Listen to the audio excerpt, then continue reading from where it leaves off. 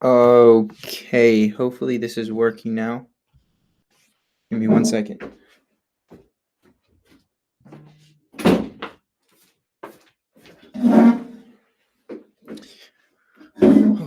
Should be good.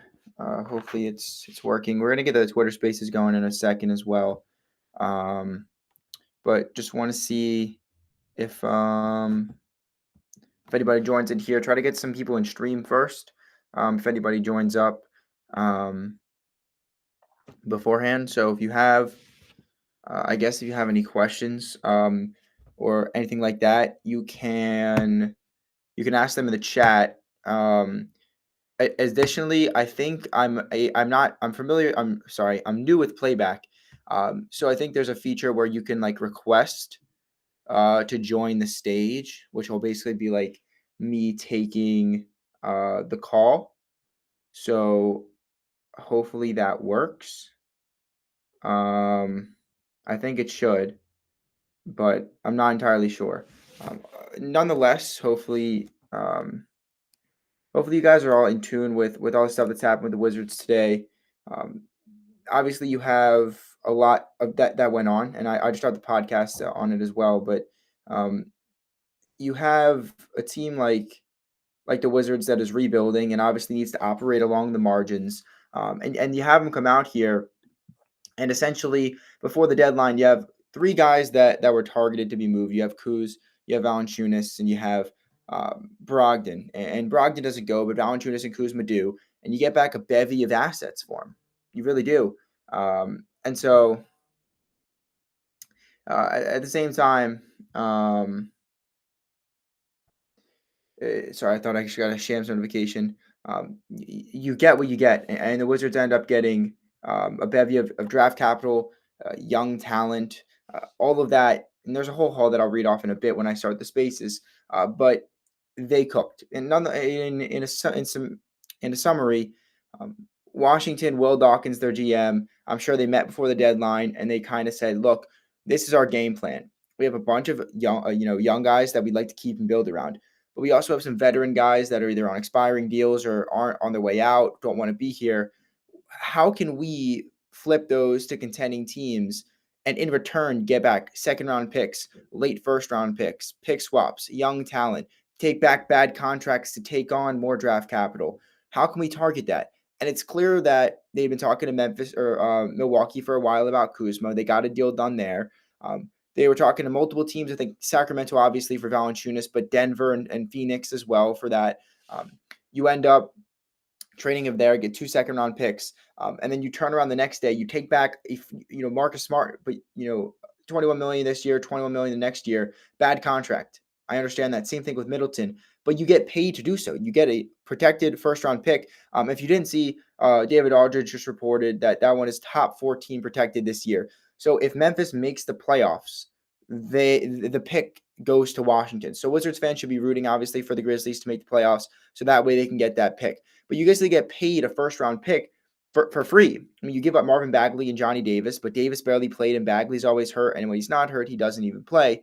And you trade those expiring deals for basically a first-round pick, another year of Marcus Smart making $21 million, Alex Len, expiring $2.4 million contract. That's just a throw in to make the trade work. And then Colby Jones, a guy that I had a first-round grade on 2 years ago, barely played on the Kings, and he's a point guard that I think could be really good under the right circumstances, under the right player development staff, and I think DC is a good spot for him.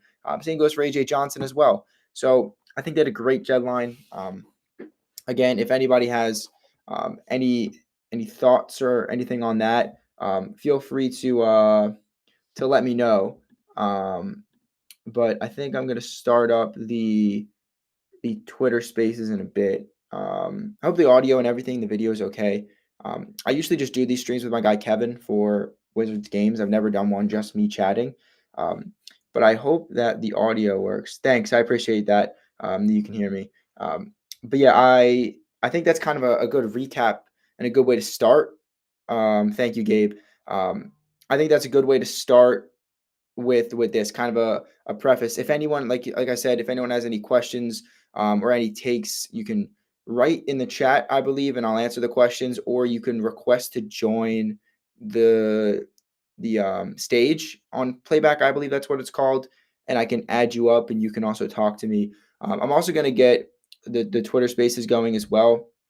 So I hope that I'm going to take my earphones out too. So hopefully with the Twitter Spaces live, you can hear it through my phone because I'm young, but I'm not that tech savvy. So I'm pretty sure if I just do a Twitter Spaces on my phone, that way it would seep into the stream and you guys will be able to hear me. So I think that's the best way to do this. Um, Again, I think you can just there's a little button that says like join the stage or request to join the stage, and I should get notified. I would assume. When people try to join the stage. Um, but yeah, I'm going to get this Twitter Spaces going right now. We should have a lot of folks in there too, and that way, hopefully, everybody can kind of come together, talk about the Wizards. If you have any questions, I can hopefully answer them. And obviously, I don't know everything, but I know what I know. What probably most Wizards fans know through Twitter and all that stuff. Gabe says, "Love the deals. Biggest question that controllable over the rest of the season, next season, is the does Bilal get the rookie max extension?" That's a great question, Gabe. It's crazy because with all the things that have been happening with the deadline and all that type of stuff, that really hasn't even been discussed. And I don't know what the Wizards are looking at. I don't know what the numbers would be for the new rookie max extensions. But at the same time, like you want to be proactive. I think the Wizards they did that. They gave Denny Avdia an extension. That is obviously one of the best contracts in the league now. Corey Kispert was extended. They seem like they want to extend these guys. And I don't think Bilal. I don't know if he's even eligible. Um, it's the 25% of cap deal for max. Yeah, okay. Again, I'm not that great with contractual stuff. I'm trying to learn. I just learned all about the second apron yesterday to be prepared for today. But I don't know when they can start discussing an extension. Because I do know if that's the case, then Corey Kispert just got his. And after third year, okay. So good to know. Thanks, Gabe. Yeah, I guess it is technically, it's his second year. Um, After that third season, I mean, I don't see why not. There's been up and downs from Bilal. Obviously, he had a good start to his rookie year, then kind of dropped off shooting splits wise. Injured the wrist, was out. Played okay in the Olympics. Comes back this season, terrific start. Has a really slow middle of the season, and then these last couple of games, he's really picked it up. He just dropped a triple double in Brooklyn. So, I mean, if he keeps this up, he keeps playing like this. Obviously, Kuzma being out opens up the door for him. I think him getting an extension after that third year would make sense. He's the first pick of Will Dawkins' front office. It makes sense to be proactive and give him that extension. But at the same time, if he hasn't made that leap yet and they don't feel comfortable committing long-term salary to him, they want to just give him another year to kind of prove himself. I could see that happening as well. I think it's all obviously dictated on how Bilal plays. Good question, though. With what they invested, I would expect it, but he got to show it on the offense more and more, though. Yeah, I agree. Defense is there, obviously. It's always going to be there. But offensively, can he get those shooting splits up? Can he improve the three so people have to respect him? Can he create off the bounce? I mean, you saw what he did, 11 assists, career high in Brooklyn. If he continues to be a facilitator like that, give him the contract. So I agree there. Long-suffering fan. Hey, also UMD in 2020 Wizards legend Alex Len returning is cool. For sure. I mentioned this on the pod. Alex Len was awesome in that 2021 run. The Wizards last time in the playoffs, they were an 8 seed, but they barely scraped in at 34 and 38. Had Beal and Russ, obviously, but Alex Len playing out, with Russ in that pick and roll. He's just a big body, a presence down low. I thought he was great during that run. And now he's on a $2.4 million expiring salary. I doubt he plays much, especially because Holmes has been playing well. Sarr's going to come back. You're maybe trying to look to get Vucevic minutes, but at the same time, he's in a serviceable big on an expiring deal. But yeah, we'll always have the 2021 season. That was really cool.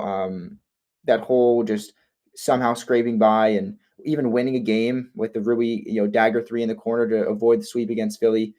So pretty good trade deadline for the Wizards. Getting Alex Len, obviously, I know a lot of UMD Wizards fans were excited about that. But yeah, it looks like everything is kind of done with the trades. Obviously, some things, last minute things to finalize. People are going to get waived. People are going to get bought out. If you didn't see, the Wizards waived Reggie Jackson, who they got in the Jared Butler trade.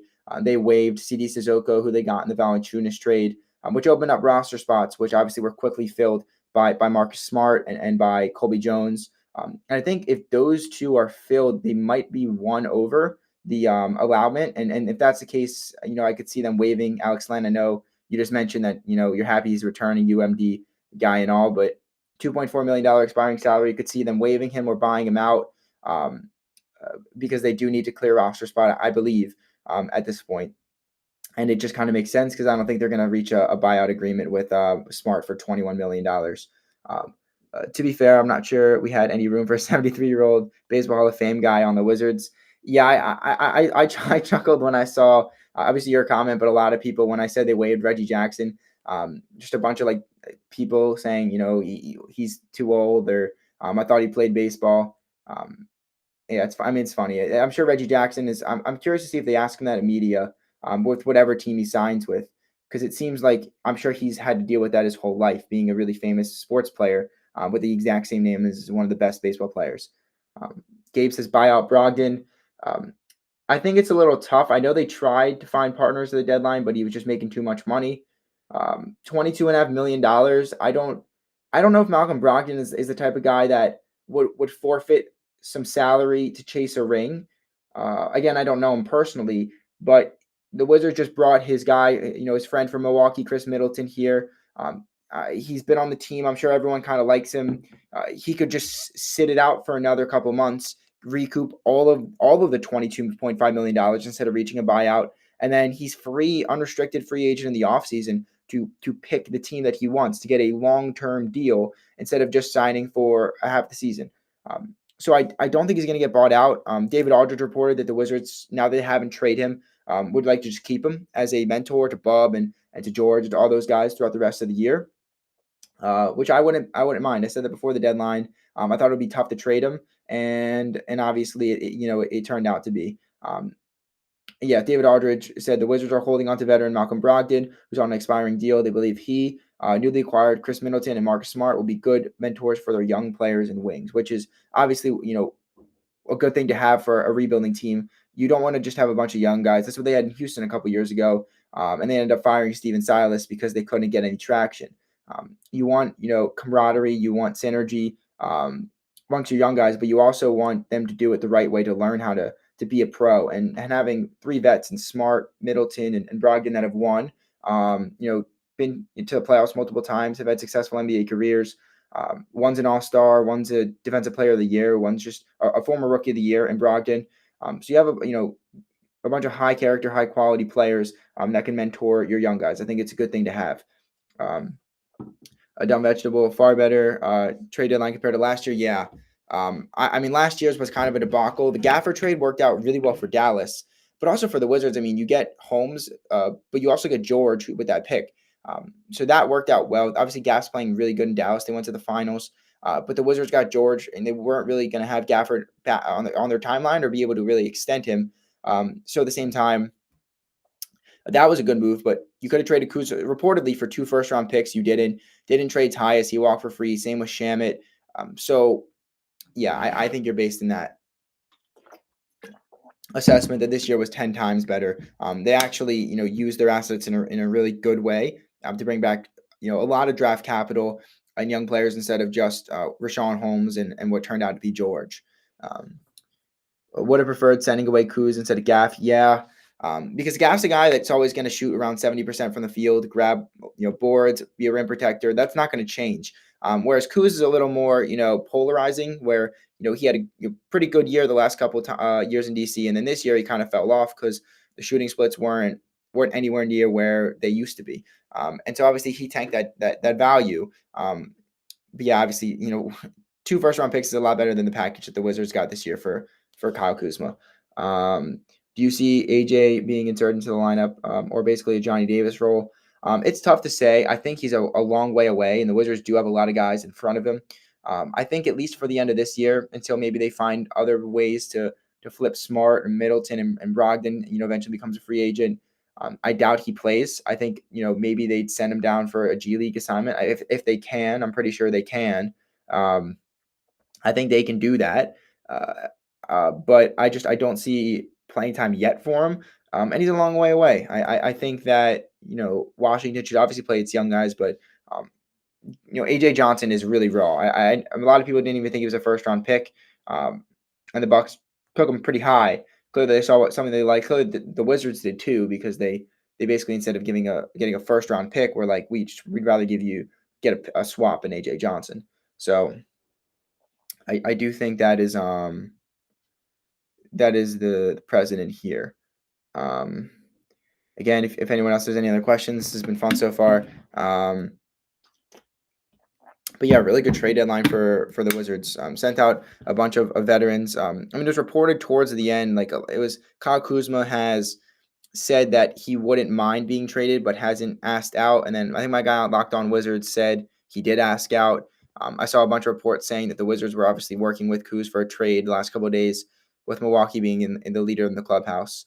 And obviously a deal gets done. I think it's a great move for the Wizards. I don't know, the Bucks, like, I guess he had to make a move. Middleton wasn't playing consistent enough and was not really on the floor enough, and I get that. But at the same time, I don't think Kuzma really moves the needle for them. But that's beside the point. Gabe said, when is Sarr supposed to be back? It's weird. He's missed the last 5 games after injuring his ankle in the first half at Dallas. What I would last night, the Wizards had him out the entire day. They had him listed out the night before. And then about an hour before tip off, he gets listed as available.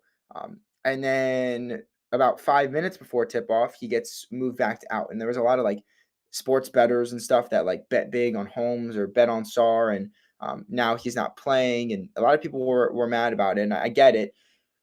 I don't know what went wrong. Maybe it was a typo with the Wizards or a miscommunication. I don't know if that signals that he's close to being back, but it didn't seem like it was too gruesome an ankle injury.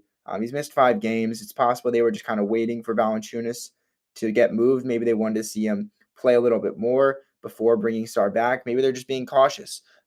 But I do think we will see him back in the next couple of games. I don't have any reason to believe otherwise.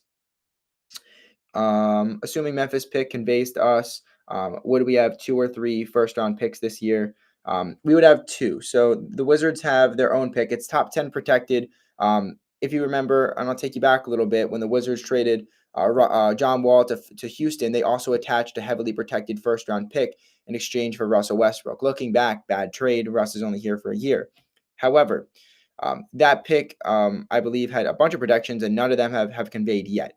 So right now, the Wizards' 2025 first round pick is top 10 protected.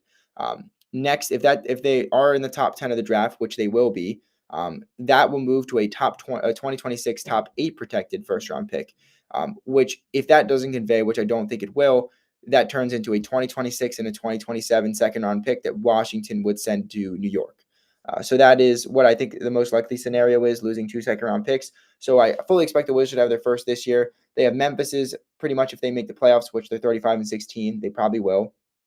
They have that one too. And then in 2026, they have the pick they just got from the Jared Butler trade, which is the least favorable of the Clippers, the Rockets, and the Thunder in 26, on top of the fact that if they are in the top 8 of the draft, they keep their own selection too. So that's 2 first-round picks this year and 2 first-round picks next year, most likely. Just 30 minutes ago, Sarr got ruled out Friday. Yeah, so I don't know. I don't know what the deal is with the Wizards and the injury reports. I guess maybe that was just a mistake to have him as available. So yeah, I'm trying to look on Twitter to see if yeah, I don't know if you saw that on like Underdog NBA. That's who I usually use for like injuries and stuff like that. They're usually pretty good at it. Let's see here. Yeah, it's on the official Wiz injury report. There we go. Thank you. So yeah, I mean, I guess he's out. Maybe the ankle injury is worse than we believed. I don't know, but haven't really heard much otherwise. It's Gabe says it's likely pick 28 to 30 for 2026 for that pick. Yeah. It's a good point. I mean, the Thunder are inevitable. I mean, they should win a ring in the next couple of years. Nonetheless, I mean, the Clippers are hanging around. They might make a run. I doubt it. Houston has been terrific. They are kind of on the down right now, but Houston and OKC, I would be surprised if next year one of them isn't in the top 4, isn't in the conference final, and maybe even get to the final. So yeah, it's going to be a bottom 3, bottom 4 selection. But that's fine. I mean, you basically consolidate 4 second round picks to move up into the first. Um, I don't mind the trade. I don't mind it at all. So obviously that this means that we're going to fight hard against the Cavs on Friday. I hope so. I mean, the Wizards have been playing some terrific basketball.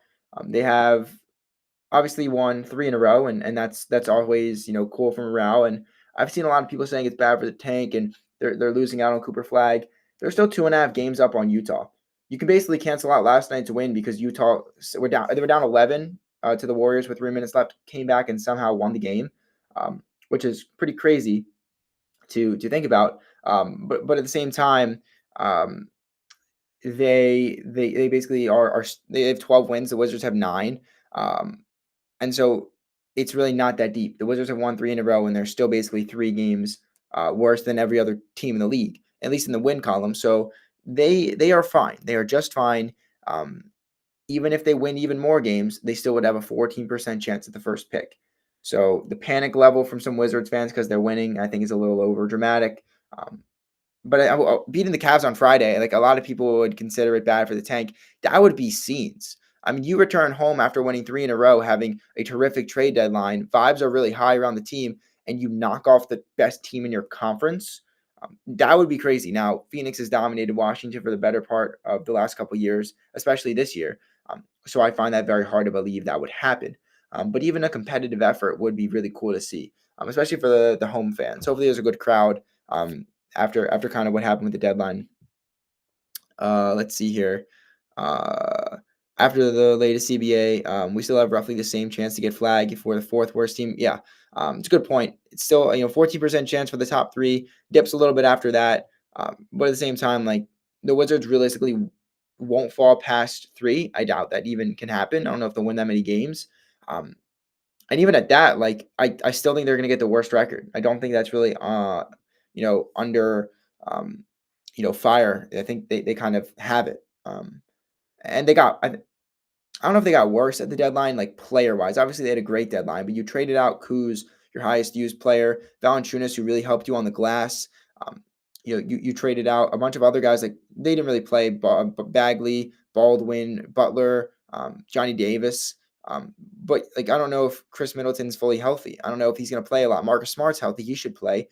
Malcolm Brogdon's going to play. So like you have good vets still, but I don't know how they're going to mesh. I don't know how it's going to work. So there's a lot of moving parts to see if the Wizards continue the way that they've been playing, which is a very high level of basketball these last 3 games. Um, Gabe said I would be shocked if they win more than 15. I think in the preseason I had him at 18, which is a little overzealous looking back at it, obviously, but um, I don't know if they keep playing the way that they're playing. Maybe, I mean, last year was 15. They've clinched by winning the 9th game. They've clinched. They can't have the worst record of all time. They can match it in an 82 game season. The Sixers are one of the lowest amount of games with 9. But the Bobcats still own the worst record of all time, win percentage wise, which the Wizards are already better than. So at least they won't be the worst team in the league and won't get that label. But if they get to 15 wins, honestly, I'd be pretty shocked. But if they keep playing the way they are, I can see it. Long suffering fan. If they somehow go on a run and finish the season 41-41, then there's a different issue. I mean, I've seen that 500 record is still on the line. They clearly don't want to give that up.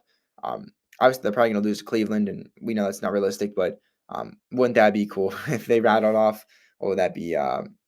45 in a row to end the season like that.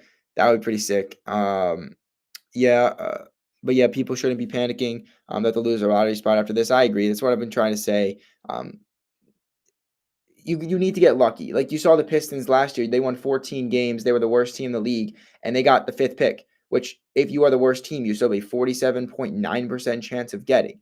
And I'm pretty sure the way they do it is they'll do the 1st pick, and then they'll do the 2nd pick, and then they'll do the 3rd pick. So you still have that 14% chance. That's the way they do it, I believe, from top down. But at the same time, you got to get lucky. I mean, look at the Spurs. They got lucky with Wemby. The Pelicans hasn't worked out well, but they got unbelievably lucky last year or a couple years ago with Zion. The Hawks last year, obviously, Reece Shea wasn't a coveted star like Wemby, but they got unbelievably lucky with the spot that they were at. I think they should have gotten like 8 or 9, and they got 1. So it's possible that a team not even in the realm of possibilities for one gets it. The Wizards still need to get lucky, and so we'll see about that. They're taking a risk, putting all the cards in the basket to basically get a top pick. Um, Firefox said that would take our rooks to turn into all stars, which would be a good problem to have. It would. It's always like Bob Carrington and Keyshawn George were lights out against Brooklyn. Local Bali had a triple double. Like if your young guys are playing well and you're winning games, that's awesome. It's the issue is when like Kyle Kuzma's taking most of the shots and you're winning too much. That would be an issue because it obviously doesn't move Wizards fans to see him playing well, especially now that he's off the team, obviously. But Gibbs says get win 10 and that over. Yeah, I mean, double digit wins has always kind of been my dad says all the time, just get to 10 wins. Don't be tied for the worst team in the league. And that, I mean, what are they? They're 32 games left. They would have to go 0-32 to not get to double digit wins. That would be pretty embarrassing to go on a 32 game losing streak. So I doubt that happens. But hopefully in the next couple of games, they continue to play this well. Winning games is great for morale. I didn't expect a lot, but nice to win. Yeah, I completely agree. That's kind of the sentiment that I've been trying to stress the last couple of weeks with this season. Is just you want you want the morale to be high, the vibes to be high. You want to build a good culture, and losing 16 games in a row doesn't help that at all. It helps the tank, but you don't want to just lose and lose and lose and lose. At some point, the tide's got to turn for this team, and I think you've seen the last couple of games that it has. And obviously the vibes. I posted some pictures from the post game last night.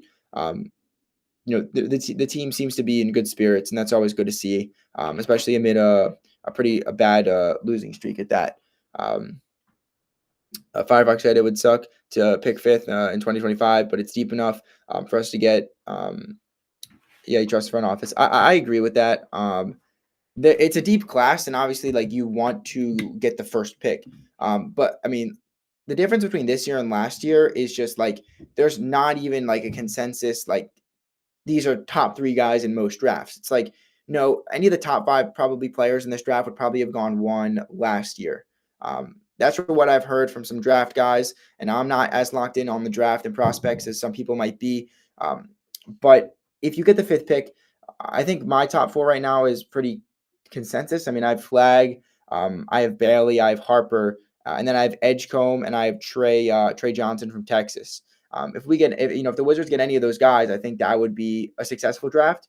But again, if they get the 5th pick when they had the worst record in the league, that's not ideal. And I think most Wizards fans know that. I'm kind of saying what the obvious is here, but it is a good point. This is a deep class. So I think it's not like last year where if they get the 5th pick, it's a lot of that's really bad. You obviously want Flag, but a guy like Edgecombe or Johnson wouldn't be too bad either. Yeah, obviously, I'm hoping for a top 3 at least. I think most Wizards fans are too. That's what I've been saying. Just get the Wizards into the top 3, and I think most fans would be fine with it. Dylan Harper, Race Bailey, maybe not on the level of Flag to some people, but man, do they have potential and have they played well this year at points in college? So I think if you have Deputy Commissioner Mark Tatum reading off the cards and he gets to the 5th pick and it's not the Wizards, I'll be pretty content. I think Wizards fans will be too. And you're like, okay, like I can maybe live with 4, but I really don't want to live with 4. And then if he reads another team off and the Wizards are in that top 3, it's like last year, you can breathe a sigh of relief. You're playing with house money. You want Cooper Flag, and obviously you'd also want 2 over 3, but you get one of the top 3 guys. And I think there's 3 franchise players in this draft, and I think there are a couple of all-stars. But the Wizards need a franchise player. I don't know if they have that currently. And so that would be cool to see if they were to get a top player and get in that top 3 like Firefox is saying. Yeah, the top 2 are in its year of their own, so hopefully that's where we are. That's what I've been trying to say. A lot of people have Bailey above Harper. I kind of have them on the same level. I don't even know who I would take if I was the Wizards and Flag goes 1, you have 2. Obviously, there's still March Madness if Rutgers makes it. There's still a lot of ball to be played. There's the combine. There's the individual workouts and all that stuff, measurables. But at the same time, like if you presented that to me now, I don't know if I would take Harper or Bailey. I don't know. I think the Wizards have Jordan Poole. And I don't know if he's viewed as a part of their future, in the same way that Bilal Coulibaly is viewed as a part of their future. But Jordan Poole is a point guard. He's probably going to be their starting point guard if he stays.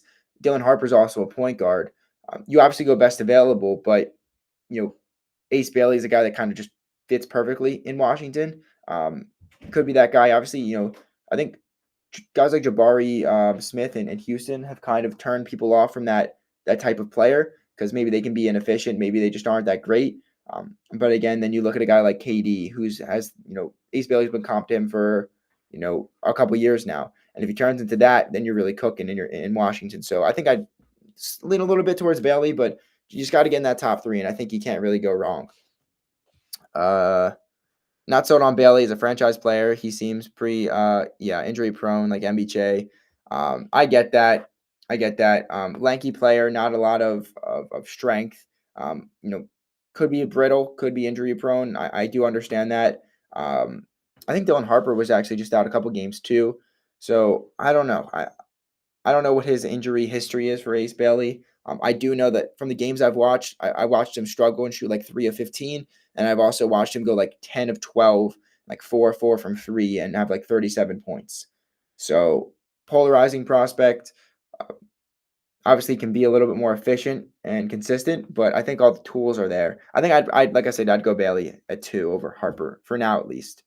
Um, yeah, I take Harper because we need a future lead guard, a jumbo Brunson Harden ceiling. I agree. I'm big on Harper. I think he's phenomenal. I think like I said, I go Bailey a little bit over him, but a lot can change. I do just not a playmaker and struggles to get to the rim. Gotcha. Like a shot making insane, but his process is so bad. Yeah, he takes a lot of tough shots, a lot of shots that I think he could probably make easier on himself, and decides I'm just going to take the hardest shot, and I mean he makes it. So respect there, but I think he does make it a little too difficult for himself. Let's see here.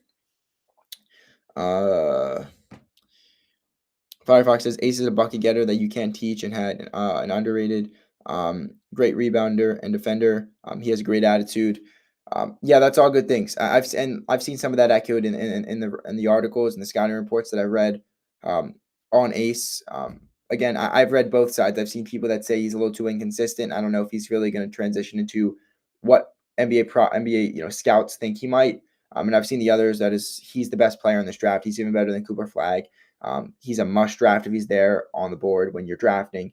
KD comps, all that. I've seen both sides, and I guess we'll just kind of figure out in real time in the next couple of months, how certain teams feel about his game overall and what they think he could be. Gibbs, I like Harper. The same reason I like Topic. I think I had Topic 5 in my final big board. Really liked him. Obviously, torn ACL brought him down a little bit so that OKC could take him, but nonetheless, I think he's going to be a phenomenal player. You couldn't take him at 2 if you were the Wizards. Obviously, he wasn't there when you drafted at 14, when you took Bub. And I don't even know if they would have taken him if he was there at 14. But, I don't know if he's going to play this year for OKC. I saw a couple videos of him shooting the other day. But yeah, nonetheless, I did like him. Gabe said Ace is a bucket getter. Yeah. I feel NBA coaching is from Firefox. I feel NBA coaching will organize Ace's game. He's gotten better at Rutgers, which is encouraging when he jumps into the NBA. Yeah, I think that's a good point. He's got a really raw game. He's got a long ways to develop, but under NBA coaches, NBA schemes, he will figure it out. I have no doubt about that. He will figure it out. He'll be a solid NBA player. I think he has a really high floor. I think maybe what you're trying to say, and what I would agree with as well. Flag looks like a LeBron type of forward. Flag just does everything. Like, he does everything really well. Shooting the ball, didn't start well shooting in college, has picked it up shooting wise in the last couple of weeks. Solid rebounder, smart passer, plays good defense, has the size, the length. He's kind of a perfect prospect, and I think that's why people really think the Wizards getting one could change the whole trajectory of this rebuild, and I think that's the case for a lot of teams if they get one. Likes in the AD and KG vibes. It's funny, one person saying LeBron, the other person saying AD and KG. I don't know. It depends. I mean, I think he's still only 17 or 18. Like, he can still grow. You saw that with Bilal Coulibaly, who grew a couple inches over the summer. So I guess we'll see at the end of the day what he decides to do with that. But a motor of Blake Griffin. Yeah, Blake Griffin played hard. I always like watching Blake Griffin play.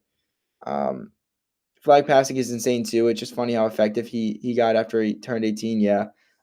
I saw if you watch the UNC game, he was great against Notre Dame. I think he had like a 40 points on like what was it, like 11 of 13 from the field. Didn't miss a free throw.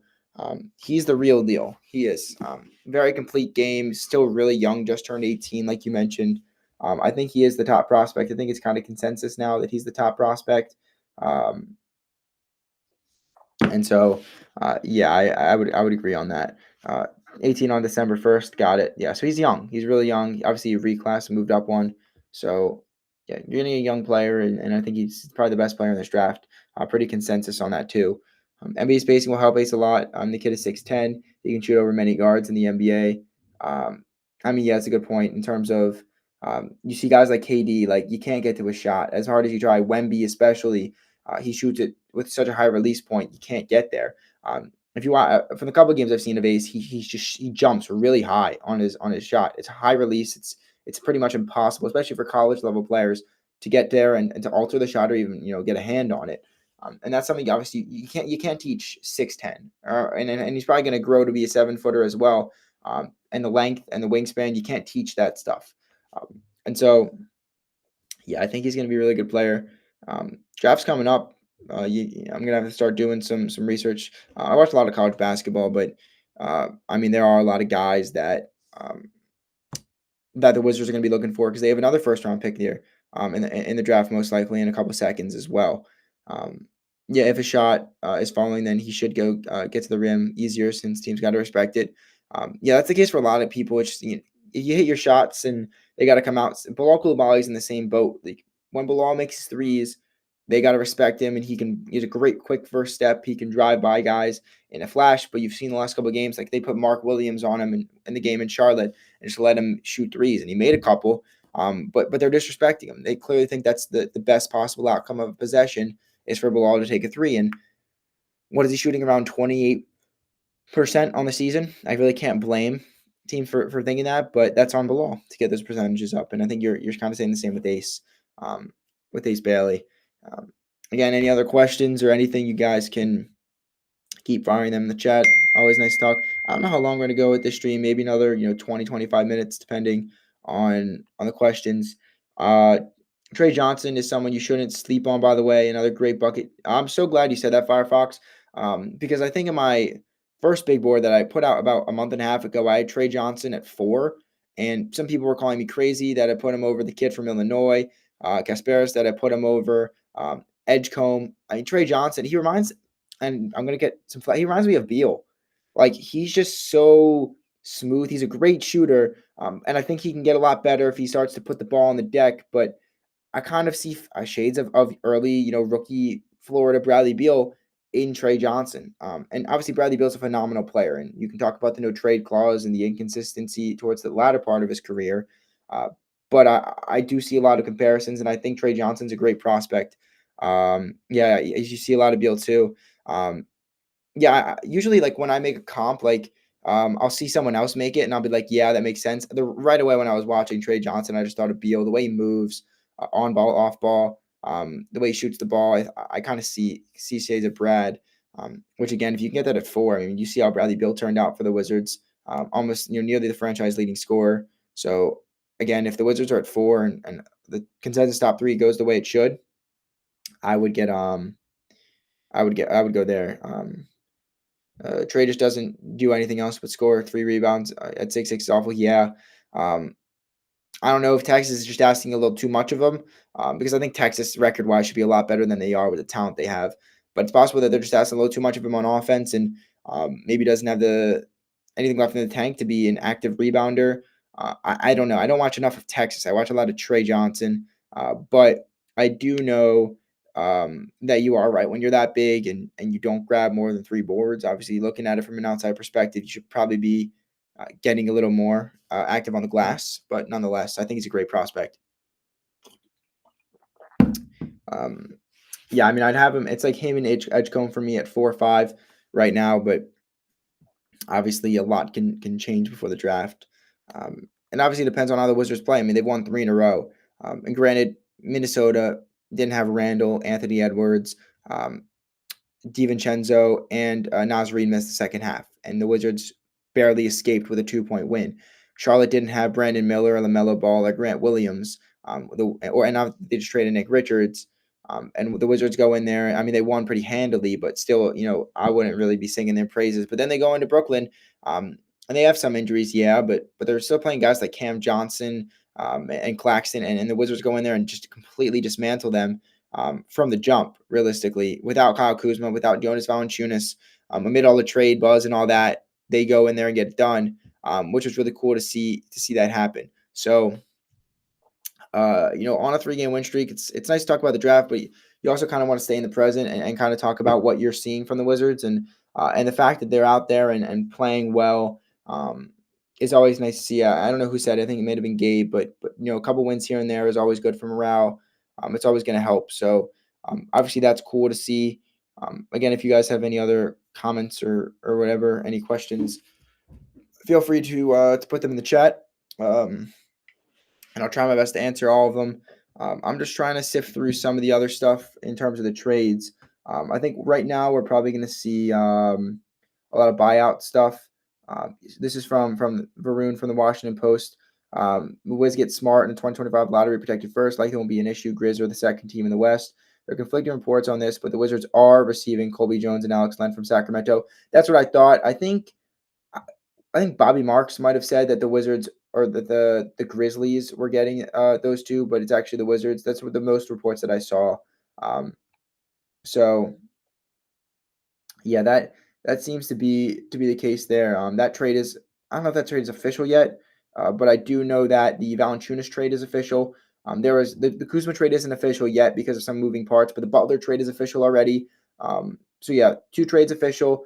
Still waiting on the Kuz trade and the Smart trade to be official. I'm sure there's still a lot of moving parts, but those have been agreed to, obviously, in principle. They're just kind of sifting through it right now.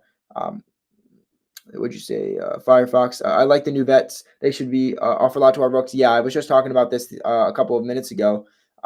Smart, Middleton, Brogdon for the rest of this year at least. Like, those are really good veterans. I've heard a lot of good things about them. Play really hard. Great guys to be mentored by. Great guys to learn from. I mean, the Wizards have such a young team that's always going to help to have those mentors, on your roster. Middleton will probably start, but can come off the bench. Or Smart can come off the bench. I don't know what the rotation is. I'm curious to see what Brian Keefe does tomorrow. I don't know if Middleton will be available or Smart or any of the guys that were traded. Maybe they bring Middleton and Smart off the bench and keep the camaraderie of the starting 5 that's won 3 in a row. Maybe they insert, like you said, Middleton into the starting lineup at the 3, move Bub or George to the bench and have Smart come off the bench. I don't know. You still have Brogdon too, so we'll see how they kind of figure that out with the rotations. Long-suffering fan. So after the trade action and the waivers, I'm guessing we end up with Middleton, Mark Smart, AJ, Alex Len on the team. Did I miss anyone? Let me check. I did a whole breakdown of every single player the Wizards got back. And from what I see, you're missing AJ Johnson. No, you have AJ Johnson. That's on me. You do. So Middleton, Smart, AJ, Alex Len on the team. Colby Jones. Yeah, they got Colby Jones as well in the Sacramento trade with Memphis as well, the Mark Smart trade.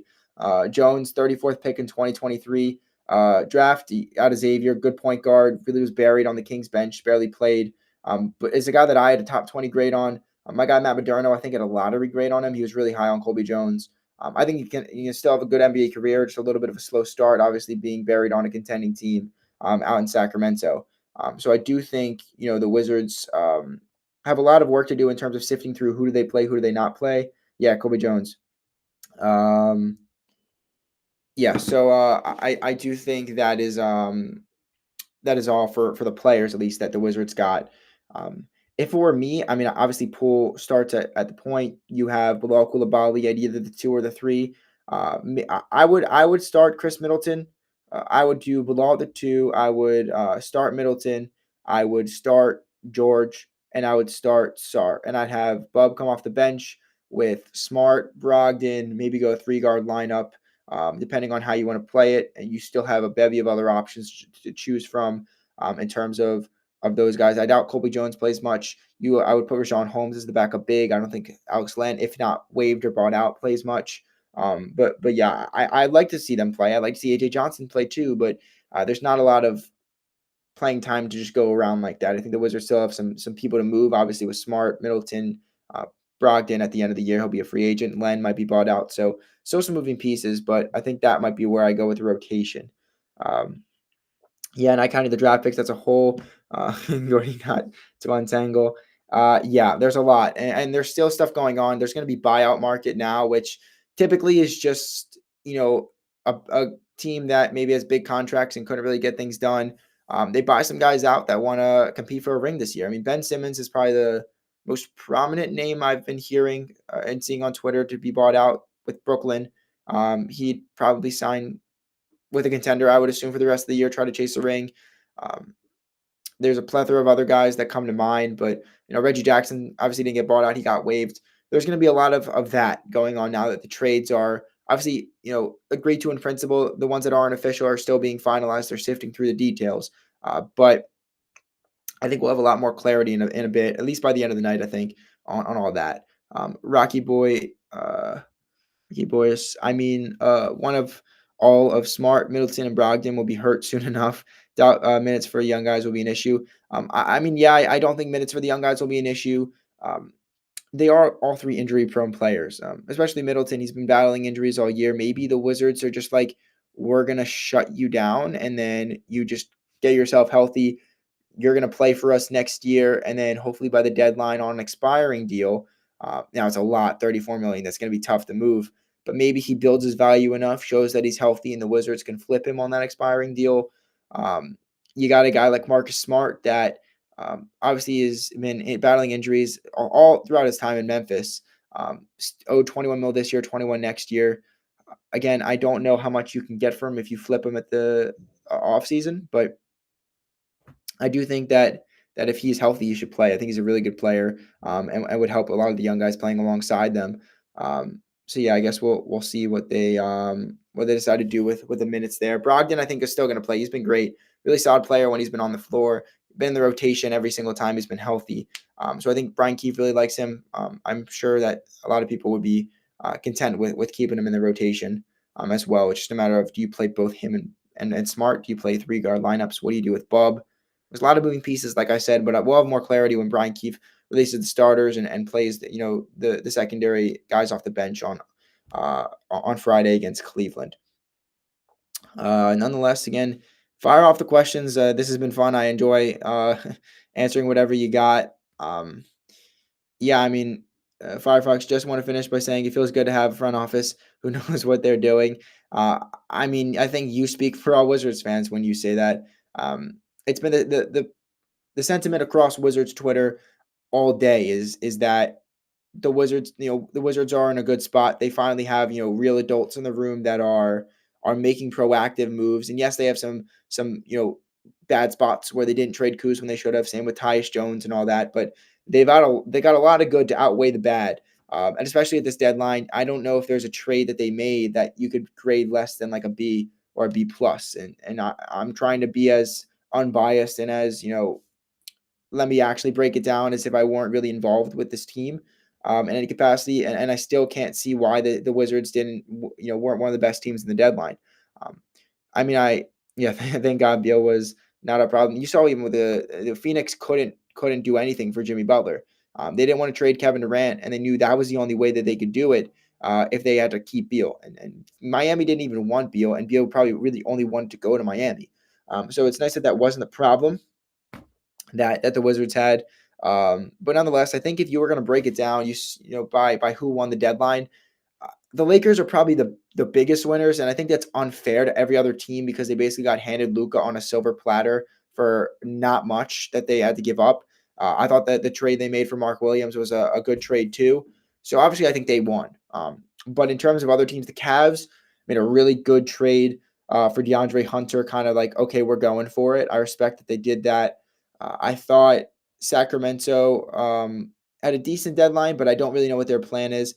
The Spurs, great deal for De'Aaron Fox. They just won their first game with him. I think they're going to be great, him and Wemby. I thought Charlotte, again, had a great deadline. They're in a rebuild, and my guy Kenny Beecham said it. They're rebuilding in a rebuild. But to get an unprotected one for Mark Williams and connect and to get the return they got there, to trade Nick Richards for the return they got, Cody Martin, all that. I think they did a great job.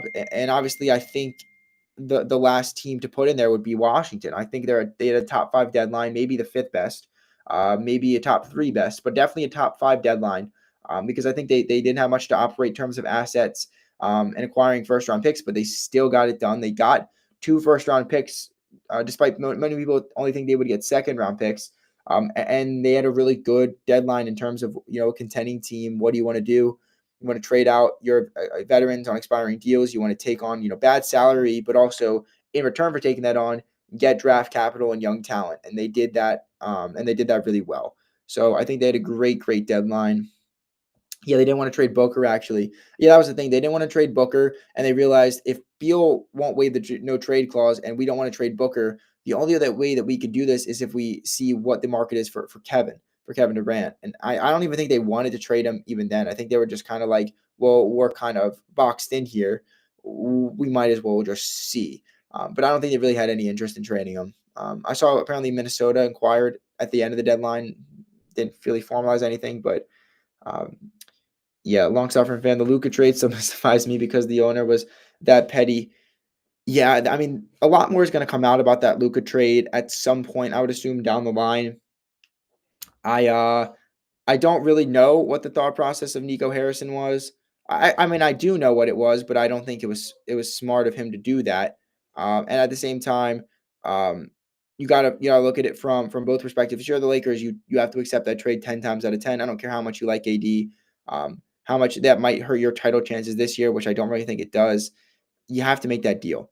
And then you go from a Dallas perspective. I think it was just petty. I think it was petty from the owner, petty from the front office, petty from obviously Nico, the GM, who ultimately engaged in those discussions and made the trade. So there'll be a documentary all about that made in a couple years or even in a couple decades. But when that gets released, I think it'll it'll be big. And I'm excited to see how it plays out. It's nice. The Wizards aren't really. There's no pressure on the season. You can kind of just sit back, relax, and kind of enjoy the show. Um, and so you really have no stake in it. It's just fun to watch. This is the craziest trade deadline that the NBA had seen in years. And that was just cool from a Wizards perspective. Obviously, they were involved in a lot of good trades, but to also sit back and watch some of the bigger deals, that was cool to see. I think the All-Star draft is happening now. Obviously, the Wizards have no players in it, so it's not that big a deal or newsworthy for anybody that's a Wizards fan. Um, but I'm just trying to sift through and see if there are any other moves, anything else reported. Obviously, if you missed it at the top of the show, the 2025 first round pick that Washington got from Memphis as a part of the Marcus Smart trade is top 14, so lottery protected in 2025. So essentially at 35 and 16 and second in the West, unless Memphis implodes and somehow misses the playoffs, Washington will get that pick wherever it may land. And so that's a good thing to know as well. And I'm pretty sure I saw it doesn't matter how far they go. I think it's based on how they finished in the regular season is where their record lies. That might just be the NFL. I don't think it's the NFL. I think it's the NBA. So like, let's say the Wizards got in as the 8th seed and they made it all the way to the finals. They'd still get the 16th or the 15th pick in the draft because it's regular season record of the order, not by postseason. So in an ideal world, and this is just being really not going to happen, but ideal. Memphis getting in as the 8th seed in the West and obviously being worse than the 8th seed in the East. That would make them record-wise the worst team in the playoffs and give them the 15th pick, but also still get it conveyed to the Washington Wizards no matter how far Memphis goes in that. I think that is something that obviously is unrealistic, but at the same time, like once Memphis gets into the playoffs, you're not going to be rooting for them to lose, so you get a higher pick. The Wizards are going to get whatever pick Memphis finishes at before the playoffs. So obviously, once Memphis is kind of locked into the playoffs and they clinched, at least avoiding the play-in, Wizards fans will want to root against them for that record to drop. So that's kind of ideally, but I think what the Wizards fans want is just another first-round pick, another dart throughout the board to see if you can kind of hit on something in that end of the first round, wherever Memphis may land. So again, any other questions? I don't know how much longer we're gonna keep running this stream. I'm gonna keep running it as long as people have questions and as people say stuff. Just trying to sift through, see if I have any other things that were noteworthy on the day. that affected the Wizards. I think we kind of touched on all the other moves for the most part. Just trying to get it all posted. It was crazy today with all the trades. That was an end of the deadline. I thought the Wizards were done, by the way, when the Smart news came in. And I knew trades kind of get finalized at the buzzer and some even after the deadline. But still, I mean, that was. Let me check the time that I sent that tweet out, or at least Sham sent that tweet out, because yeah, that was at 2:56. So four minutes before the deadline, which is at 3 p.m. Eastern time, is when that trade was at least um, tweeted by Shams or announced by Shams. I don't know when that was finalized, but that's a buzzer beater right there. I think a couple years ago, and this is how far the Wizards have come. They had like a buzzer beater trade. They traded like Isaiah Thomas to the Clippers for Jerome Robinson and like a second round pick or whatever, or they attached a second round pick. That was like the level of buzzer beater trades Tommy Shepard and company were making a couple years ago when they were trying to build around Beal. And now you got people praising the Wizards front office for arguably having, a top 3, top 4, top 5 deadline. That's pretty impressive, and that's a cool thing to think about as a Wizards fan, to see how far that Will Dawkins has already come as the GM of this team. Again, if you got any other questions, comments, concerns about the team, feel free to drop it into the chat. We'll kind of keep this rolling. If not, then I guess I'll wrap up if nobody has anything else to talk about. But yeah, basically, I had a lot of people also asking me if I could find out, hey Mike, what's going on? No, you're never late. Mike, if you have any questions, any things you want to just voice, put in the chat and I'll discuss. Good day to be for the Wizards. Yeah, I agree. Good day to be part of the organization, part of the fan base as well. Could be a turning point of the rebuild. You never know. But what I was saying is, a lot of people were curious after all the trades. What are the picks the Wizards have? I'm still lost. I'm pretty confident that through 2031, they have 11 first round picks. And then I had the number at 12 second round picks. I was informed that it's somewhere closer to like 16 or 17, which is obviously better for the Wizards. But they have a lot of picks nonetheless. They have 3 pick swaps as well from now until 2028. They have 2 from Phoenix, 1 in 26 and 28, and then another from Milwaukee in 28 as well. So whatever the actual number is, whatever it is, the Wizards have a lot. They've done a really good job stockpiling picks and young talent, and it's obviously cool to see from I guess an outsider's perspective, and from people that have been following this fan base and this team for a while. It's cool to see the morale and the vibes and everything around the team has kind of been boosted and lifted. Thanks to the 3-game win streak, thanks to guys like Kuzma and Valanciunas being traded, and thanks to a really good, calculated, and smart deadline from Will Dawkins and Michael Winger and anybody else with the Wizards front office. They should give themselves a little pat on the back, because I thought they did a really good job today. Again, if anyone has any questions, feel free to let me know. I'm just trying to sift through some of the numbers here with the contracts. Marcus Smart is owed $21.5 million next year. Middleton making $34 million. Poole is going to make $30. And then you got Alex Len, who's going to be an expiring deal. Brogdon's going to be an expiring deal. So they'll walk in unrestricted free agency. You got Rashawn Holmes, who's only owed $250,000 guaranteed for next season. That could be a guy that also walks, another veteran. And then maybe the Wizards start to transition into, okay, we have a bunch of young guys. We have Smart and Middleton on big contracts that hopefully they play well enough to where we can flip them at the deadline. And if not, maybe we just have to buy them out at the deadline or let them play out their contracts and then walk in free agency. But I do think that the Wizards have set themselves up pretty good for the future. It's kind of what rebuilding teams need to do. And if you look at what they inherited, Will Dawkins and what he inherited, thank you. I appreciate that, Mike. They inherited a really bad situation. I mean, Bradley Beal, no trade clause, wants to be traded, but only to these specific teams. And he's making $50 million, which is one of the worst, if not the worst, contracts in the league. And he's the only one other than LeBron James that has no trade clause. And you still come in here and find a really good package that, a year and a half later, people are saying you completely fleeced the Suns. The Suns are looking at it and saying, if we could do that over again, we would never trade for Bradley Beal. And the Wizards would do that trade 10 times out of 10. They get a bevy of second-round picks from Phoenix, 4 pick swaps. They get back Chris Paul, which they then turn into Jordan Poole, who's been their best player this season. turn into obviously Ryan Rollins and Baldwin Jr. that don't work, but Baldwin Jr. a big part of getting AJ Johnson, Middleton, and a pick swap.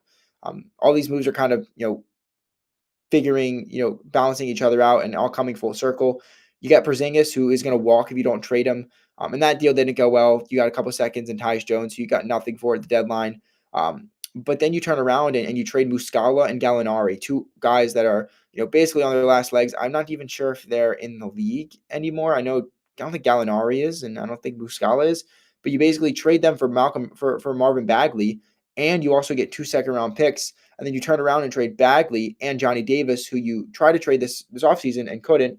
And you trade those guys for Smart, a first-round pick, and a young guy like Colby Jones.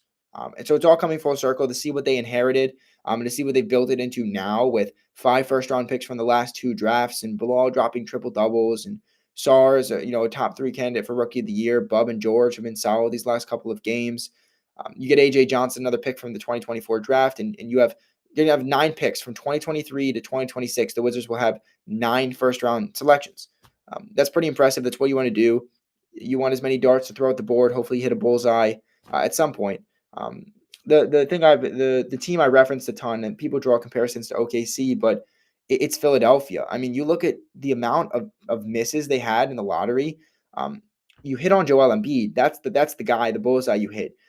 But look at all the missed shots they had. I mean, Jahlil Okafor, Markelle Fultz, Ben Simmons, Nerlens Noel, Alfred Payton, and the list goes on. I mean, they drafted Mikal Bridges and then traded him for Zaire Smith.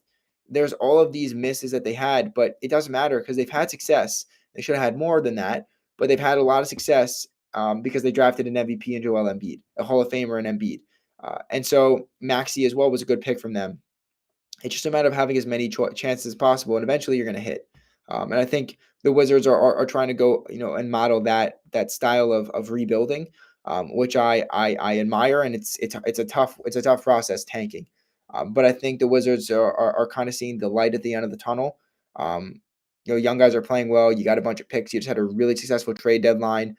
The fans and the morale and the vibes around the team are boosted, and they're high right now. And I think it's a really good spot for the Wizards to be in. And I think you got to commend Will Dawkins because he's done a pretty good job, based on, considering what he inherited and how bad that situation was, to turn it around in this quick and to kind of be on the up a little bit. That is pretty good stuff from Will Dawkins. Again, I think I've kind of run out of stuff to talk about. We talked about the trades. I mean, we could talk about the Kuzma deal real quick. Obviously a little delayed because it happened yesterday, but the Wizards traded Kyle Kuzma to Milwaukee. In return, they traded him and Patrick Baldwin Jr. in a 2025 second-round pick. In return, they get Middleton, they get AJ Johnson, and they get a 2028 pick swap. I'll start with the pick swap. The pick swap probably won't be used because in order for that to happen, it would mean that the Wizards, the Blazers get the first option. So let's say Milwaukee would have to be worse in 2028 than Portland, and Portland would have to be worse than Washington, and also be worse than Phoenix, and Washington would have to be, worse than Phoenix. It's a whole plethora because Washington also has Phoenix's second round pick or first round pick swap in 28. So if that's the case, and like Milwaukee's the worst of the 4, and Portland decides to swap with Milwaukee, and then Milwaukee's got Portland's pick, and the Wizards are like, we can swap with either Phoenix or Milwaukee, and that pick is still better than Phoenix's and our pick. We're going to make that swap with them. And I'm sure you're confused. I was confused just now even trying to explain it, but it's a whole process to where basically I doubt that'll be used, but it's just the optionality for the Wizards to have that choice if that be the case. You got Middleton, obviously a player that if you can stay on the floor and be healthy, maybe you can flip at some point. $34 million player option next year that he's probably going to pick up. And then you got AJ Johnson, 20-year-old, former 23rd pick in 2024. Still a rookie, still really raw and young, and has got a long way to go, and is probably a go-go G League guy for the next year or two. But the Wizards development system, the timeline that they're on, it is 10 times better, let me tell you right now, than the Bucks timeline. I think one of the biggest winners of this trade deadline is AJ Johnson, for situation, for fit, for his development, for his personal career path and trajectory. Being on a team like Milwaukee that really didn't have much stock in his development versus winning now, and then you go to a team like the Wizards that are all about development, that is the perfect situation to be traded to. And so I think he's one of the biggest winners. Hopefully, the Wizards are kind of banking on him developing and taking that next step. But that's the Kuz trade. Go to Valanciunas, and this might be the last thing we talk about, unless there's any more questions in the chat.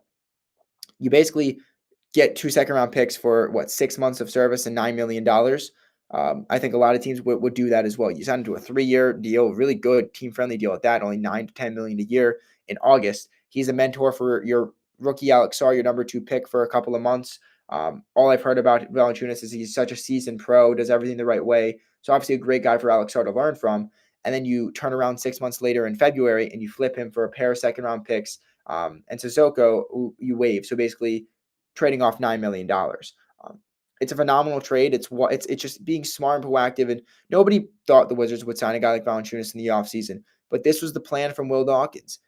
Get a guy like Valanciunas, who is coveted by a lot of teams, even in offseason. The Lakers wanted him and didn't get him.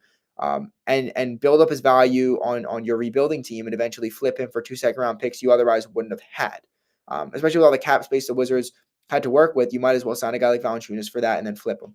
So that was another great trade. I really like that one. I think consensus that the Wizards just had a great trade deadline. They did really, really well. And I think if you are an outsider looking in, you're not necessarily sure, why the Wizards did that great. Hopefully with the tweets that I said, or a bunch of other analysis and commentary, you'll be able to see that they had one of the best. I would say a top 5 trade deadline in the league. I think Will Dawkins was absolutely on fire today. I think he made some really good on the margin trades to acquire young talent and AJ Johnson and Colby Jones and draft capital in 2025 and 2026 first round pick. And I think that it's a good day for Wizards fans, a really good day for the organization, and really good trade deadline overall. So I think that's about all I have. I don't want to just keep going on tangents. I think I've kind of covered all four trades. If anybody has some last minute thoughts in the chat, feel free to drop them down below, or in the comments section. If not, then thank you guys for tuning into this hour plus long stream on Playback. If you don't know, we always stream every Wizards game here. It's I do a bunch. My guy Renzo, all of us from Bullets Forever. Kevin is usually on most of these streams. Albert does a bunch too. So drop by and watch them with us. You can, if you have League Pass, you can watch the game here on the screen where my face currently is, and my face and Kevin or Renzo's face will be really small in the bottom right corner. But we give our analysis and our takes, live coverage of the game. And you can kind of watch it simultaneously with us. I think it's really fun. A lot of people have reached out and said they really enjoy it. So be on the lookout for that. We usually start them at around 6:50, 7 o'clock for a 7 o'clock start. So 10 minutes before usually. But definitely drop by for those. Those are a lot of fun. But yeah, nonetheless, I think that's going to do it for the stream. And yeah, thank you all for tuning in. Be sure to join us tomorrow at 6:50 to 7 p.m. for Wizards Cavs when the worst in the East takes on the best in the East, and a David versus Goliath type matchup. And you kind of see if Washington, streaking Washington with 3 straight wins, can knock off Cleveland, who is obviously a really big threat coming out of the East and just made a big trade. Yeah, thanks, Mike. I appreciate it. Have a nice day. Long suffering fan, Firefox, Gabe, all you guys that were in here for a while and kind of chopping it up with me, giving me some questions and some takes. I appreciate you doing that. Made the stream a lot of fun. But yeah, like I said, catch us tomorrow at 7 p.m. for Wizards Cavs to see if Washington kind of shock the NBA world and win their 4th straight, knocking off the best team in the East. Thank you guys for tuning in, and hope you have a good one.